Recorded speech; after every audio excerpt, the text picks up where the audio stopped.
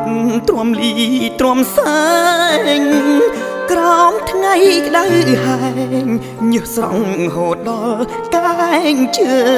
ងបើយើងមិនសួរតើមានអ្នកណាជួយយើងយកស្បែកអាំងភ្លើងដើម្បីបដូរប្រាំងកំរៃធ្វើកោតហើយដេញឡើយមកត្រូវក្រុមចិត្តរពុនក្បត់ផិតគុំនិតលួចលាក់វីកវេងងប្រដប់ទេតើមានខ្មាស់ញាតមិត្តណាទេមានត្រឹមចង់អេហេតុអ្វីចង់បាំង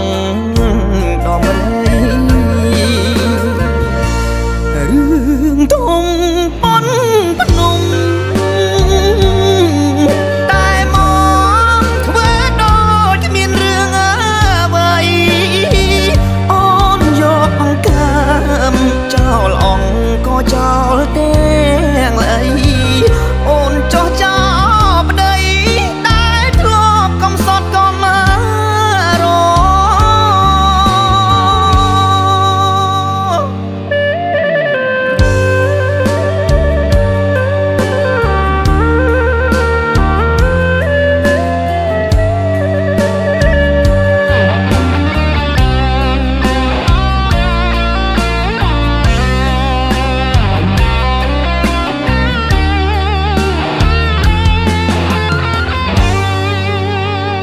ករកោតហើយដេញឡើយមកត្រូវក្រុមចិត្តរពុនក្បត់ផិតគុំនិតលួចលាក់វីកវេងងប្រដប់ទេតើមានខ្មាស់ញាតមិត្តណា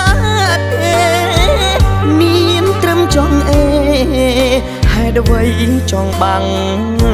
ដំរីរឿងធំប៉ុន